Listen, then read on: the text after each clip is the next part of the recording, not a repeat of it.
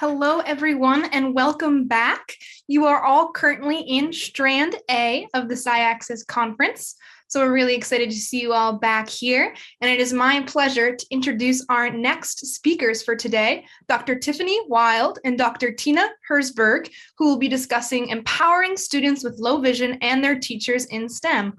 Welcome, Tiffany and Tina. Thank you so much for being here.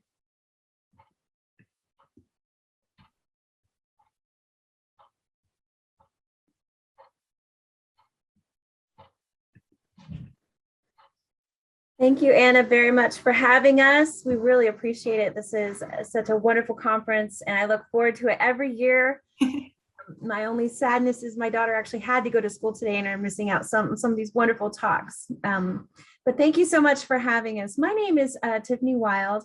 I am an associate professor at The Ohio State University, and my work is in ensuring that students access STEM content who are blind and visually impaired. My pronouns are she, her, and today I have a pink sweater on and I have glasses and shoulder length blonde hair. My co-presenter is Dr. Tina Herzberg, and I'll let her introduce herself. Hi, everyone. I'm excited to be here. I am brand new to this conference. I actually was so excited to learn about this conference and to be able to be here with you today. I am a professor at the University of South Carolina, upstate, and I coordinate our visual impairment education program here at the university. We also have a Braille training grant, and that is part of the reason why that I am here today. I am, let's see, I have my hair back in a ponytail today, and it is slightly gray with a little bit of brown still. And I am wearing a dark gray shirt with a light aqua color t-shirt underneath. And the pronouns I use are she and her and hers. Let me pull up our slides.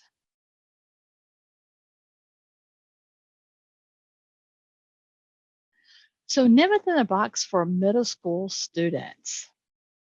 So as I was sharing that this project is actually part of our Braille training grant, and it is called Project Inspire, and it's all about professional development for teachers and students with visual impairments and extracurricular programming, supporting the use of STEM Braille codes by students both in math and science. And in years 1 to 3, and we're just starting in year 3, we really have been focusing on Nemeth code within UEB context. And then in the next 2 years, we will mostly be focusing on UEB technical, but we'll still have some Nemeth code within UEB activities simply because there are more states that use Nemeth code than UEB technical. So you might be wondering, well, what is Nemeth in a box? Well, this literally, we named it because all of the materials that we send out to the middle school students are actually placed in a large box. And so imagine hopefully the excitement of the box coming to your doorstep. And when you open it up, there are just an assortment of Braille materials, as well as everything that you're going to need to spend 6 sessions with Dr. Wild and me, as well as 2 expert teachers. So the premise behind Nemeth in the box is we know that puzzles and hands-on learning really increase conceptual knowledge in math. But what we really haven't studied is what is the impact on students' learning of Nemeth code and mathematical concepts using these problem-based learning methods in an online learning environment. And so we were so excited to see what would happen. We collected data all along the way. We had a pre-test and a post-test. And so before we actually began the first session, each student met individually with me or with a colleague, and they completed the pre-test. And then after the last session, they got back online on Zoom again and completed a post-test. We also took extensive field notes during each session, so we could really understand the discourse that was happening, the communication between the students and the teachers. We also asked the teachers and the students to complete a survey both before the first session and then after the last session. And on this slide, there is a picture of a box, and stamped on the side of it is mystery box. And on another side with a question mark, because that was part of it. Every time is there would be something they kind of had to figure out along the way. So lots of puzzles and games for them to play. In the first 3 weeks, we targeted different symbols than the last 3 weeks. So in lesson 1, we really wanted to make sure everybody was kind of up to speed, that they knew those symbols that we would expect that they would use in grades 3 to 5, so that they were familiar with the Nemeth code symbols for fractions, mixed numbers, less than or equal to, greater than or equal to, or not equal to. In lesson 2, we also still had some review, but then we were building on with the decimal, percent, dollar sign, cent sign, and approximately equal to. Now, very interesting, we learned very quickly is almost none of the students have been exposed to approximately equal to, even those sometimes in 7th and 8th grade. Lesson 3, we focused on the grouping symbols with the parentheses, the absolute value, as well as the negative sign and the order of operations. And in the last 3 weeks, in lesson 4, we focused on the math and science related tables, coordinate pairs, and the mathematical comma. In lesson 5, we talked about exponents and degrees, including the superscript indicator, baseline indicator, and hollow dot. We had actually quite a few interesting discussions about the baseline indicator. And then in the last lesson, we discussed principal square roots. So this was truly an introduction for almost every student, except for those that were already taking 8th grade math. But they were sure excited. As a matter of fact, one of them was telling their parents all about square roots afterwards, and they were quite impressed. So we had a variety of activities. And so what we wanted to do is just kind of give you a little bit of a sampling today. And so with the activities, because we really wanted to promote that parents and other siblings could learn right along with the students.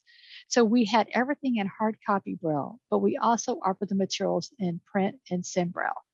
And I know for like we had one student whose mom actually sat beside them the entire time. And what we learned from her afterwards is that she felt like she had learned as much as her son had learned, and that she felt like she would be better able to support him in math the next year. So from week 1, this is what is the question. So we give them a chance every time to kind of be creative, and we give them an answer. So for this week 1, we gave them 5 1/2. And we gave them one sample question of 2 1/4 plus 3 3/4 minus 1/2 equals, yes, you got it, 5 1/2. And then what we encourage them is to make up problems themselves that would give them the answer of 5 1/2.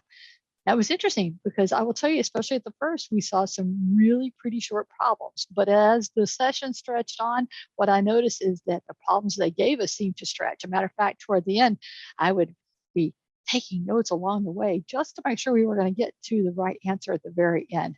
They seemed to enjoy checking each other's questions to make sure they had the right answer as well. We also each time had a which one does it belong activity. So with this one, this is one of the activities we really were focusing on the thought processes of why they thought what they thought.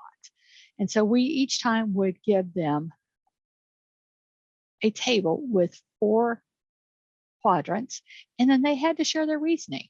So for an example, this time we had 0.5 in one box, 0.25 in another quadrant, 0.75, and then the repeating decimal of 0.3. And then we'd ask them which one doesn't belong.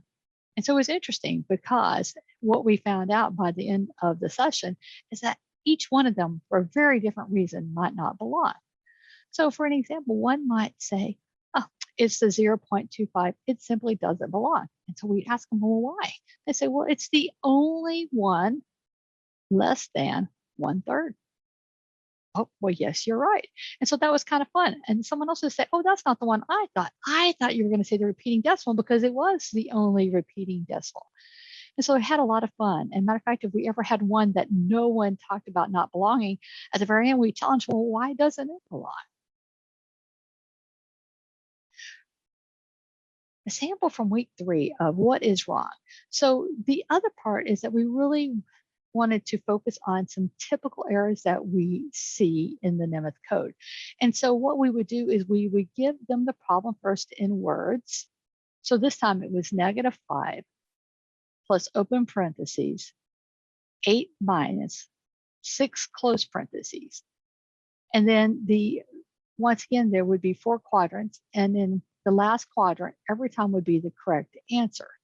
But the other 3, there would be 1 error in each one. And so they had to figure out. So like in the upper box on the right, the negative sign is incorrectly placed after the numeric indicator. And so, yes, that's if they figured that one out. And then we go to the other ones, and then they could tell us what was wrong with that.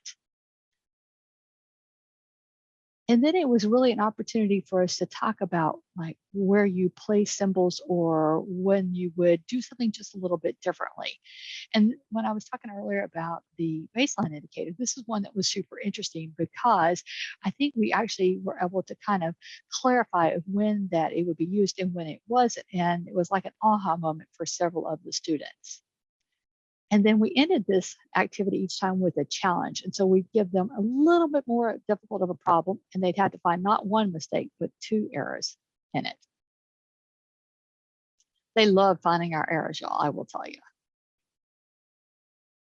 Boggle, this actually is one of my personal favorites, and I was really pleasantly surprised that it was some of our students' favorites too.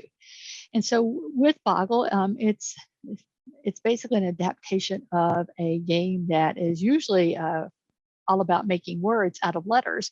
But of course, since this is all about STEM, what we did instead is we had math terminology and symbols. And then what they did is that they would have to make problems out of the different numbers and symbols in the different squares. Now, of course, we had a few rules with this, like just like in the original Boggle, that your squares had to be touching. Now they could be either diagonally or vertically or horizontally. And you didn't necessarily even have to have an answer as well. So like to give you an example, I might say, because we usually started off with making sure, first of all, they knew all of the symbols on the board, so we go over them. But then what I also would do is usually give them like 1 to kind of get them started.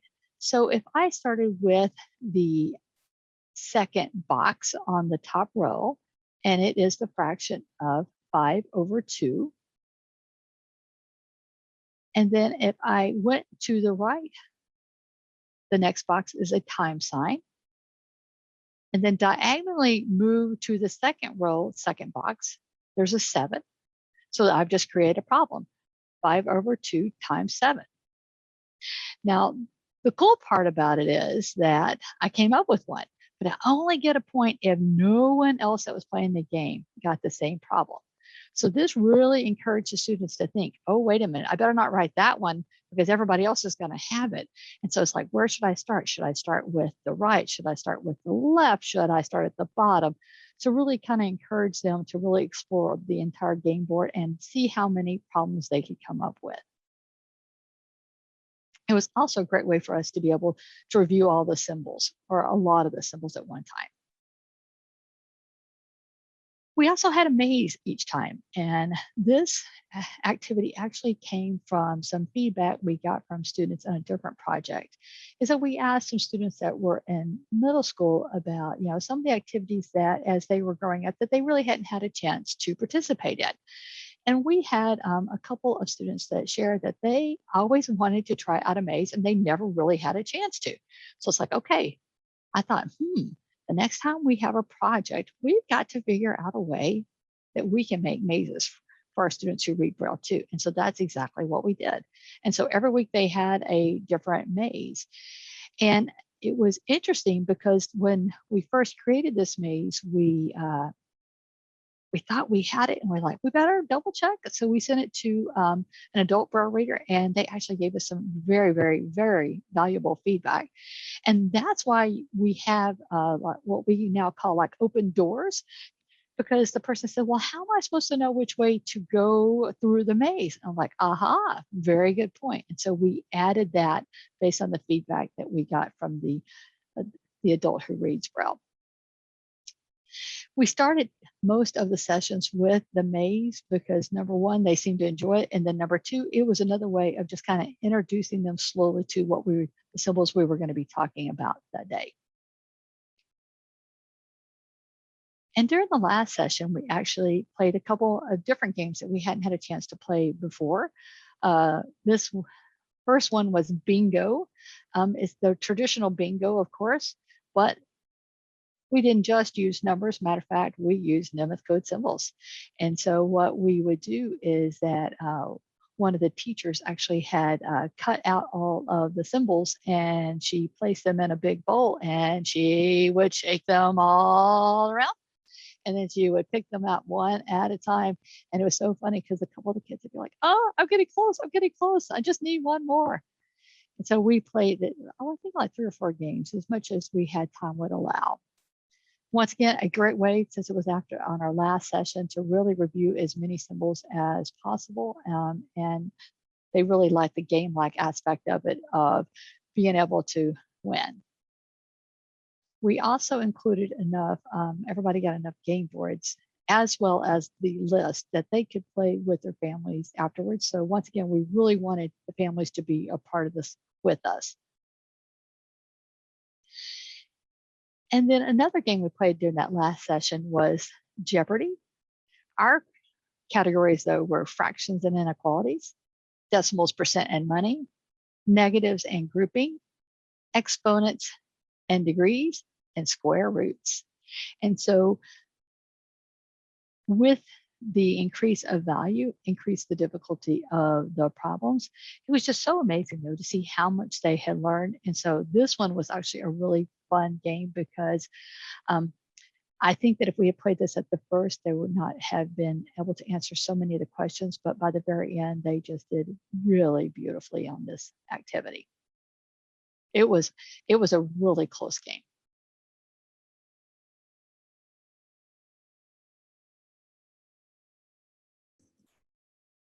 So in the spring of 2021, there were 12 students that successfully completed what we call the boot camp.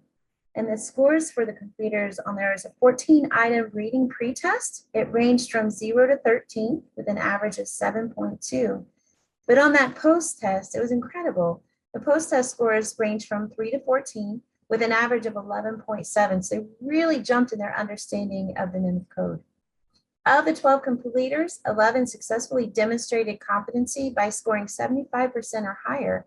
And that was at least 11 out of the 14 on the post-test. Incredible gains. And remember, if you're not able to understand Nemeth, not only does science become difficult, but math as well. So math and science together, we really must know the Nemeth code in order to be successful. So that's why we're here for SciAccess. We wanted to share this with you.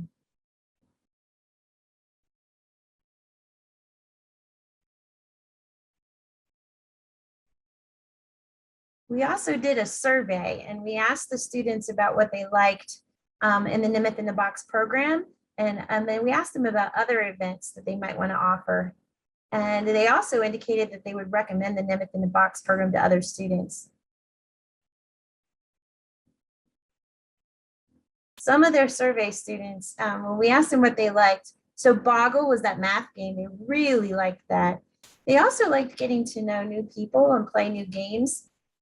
Getting to know some of the blind peers from around the country. So students were from all different time zones. We'd be very careful when we planned this and when we taught it because we had so many students that needed to participate. One student said, I think that what I enjoyed most though is the puzzle, which one doesn't belong. I enjoyed this because I got to give out my own opinion on which one I thought was different. And I also got to listen to others' opinions and choices. Another student said, I really enjoyed working as a team and figuring out the problems in the games. After about the first session, the students started giving each other hints. They didn't want to give each other the entire answer, but they worked as a team to figure out some of the problems in the games, which was incredible. It was so much fun to watch. Another student said, I enjoyed the what is the question most. I liked connecting with other people that I can relate to the most. Another student said everything. And I'm going to tell you for a fact, this was said multiple times, but we only put it on this slide once. Another student said, I enjoy the fact that I learned a lot more Nemeth symbols while still having fun. And one student said the teachers in the games. So we did this again this summer, and we're still analyzing some of that data, but just know that the student feedback was very positive, and it's been fun to go through that data. And we're going to continue going through that data and hope to present it at a future conference and paper. So what's been interesting about this was planned well before the COVID-19 outbreak. And we had planned on doing this online so that students from across the country could participate. What we didn't realize was that we were going to be in a pandemic, and we would have had to have done this online. So we were one of those projects that didn't have to pivot. But prior to this, we were involved, both Tina and myself were involved in a project where we were looking at the impact of access and engagement on during COVID-19. So we were really looking at how students were learning and during the COVID-19 period. The first study looked at the initial shutdown, and the second study looked at in the fall of 2021. And what we found was most students are just not getting their materials. They did not have accessible materials during the COVID-19 time period in order to fully participate in the general education classroom. And I need to correct myself, it was actually fall 2020. Many students with visual impairments also missed opportunities to be around their same age peers. So along comes this Nemeth in a box experience where everything was built specifically for students with visual impairments, specifically for students who were blind, and they were working with other peers who were blind as well. So we gave them this opportunity. However, with Nemeth in the box, students had, again, high quality accessible materials. They had expert teachers they could work with that knew that code, could help give them more learning, opportunities to socialize with their peers, and learning within what we call the expanded core curriculum, which are 9 areas in addition to academics that students who are blind and visually impaired need to learn.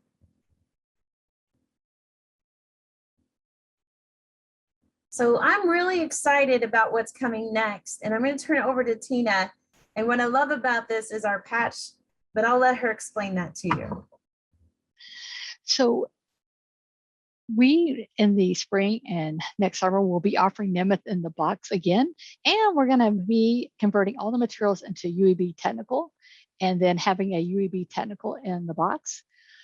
But equally exciting, if maybe not even more, is that we really wanted to make sure that we're exploring the intersectionality of math and science and the Nemeth code. And so what we're going to have a launch off. It's going to be called Mission Inspire with a STEM bowl.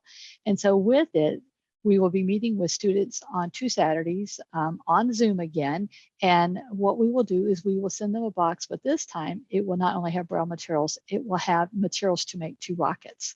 So we'll build the first rocket together during the first Saturday. And then we will give them 2 to 3 weeks to build the second rocket, as well as to do some experiments with it after we have the first time together. And so then we'll come back to have a celebration and have some videos and what we're thinking is maybe some trivia games for them during that second time. And so I think this is going to be a lot of fun because number one is that they will not only take the videos, but they're going to do some experiments. And so let's see is how far do their different rockets fly, and especially because we're going to make sure there's one difference with the second rocket that they are going to build themselves. So stay tuned. We hope to have lots of great data from Mission Inspire coming your way next year. And then the other thing we'll be doing next year is that we are going to be planning for Nemeth in the Box for high school students. And so, any feedback that you might have because this might be about chemistry. This could be about geometry. This could be about algebra. We really don't know yet. And so we're really seeking input. Where do we think students could really use maybe the most instruction? So if you have thoughts on that, we'd love to hear from you.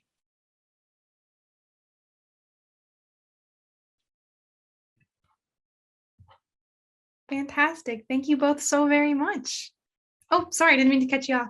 Oh, no, no problem. Oh, okay, good. Whew. So just a couple more slides, because some of you might be going, what about the teachers, right?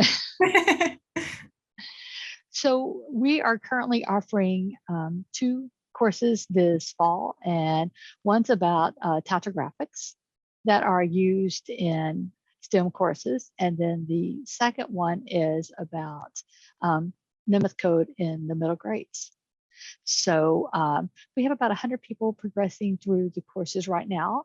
And then we will offer in the spring and next summer the same middle grades course. And then we'll also be adding on a high school course. Nemeth code symbols used in high school and strategies for supporting math learning. And then we do share together. So we have an email list that we can put in the chat in case anybody might like to join our email list.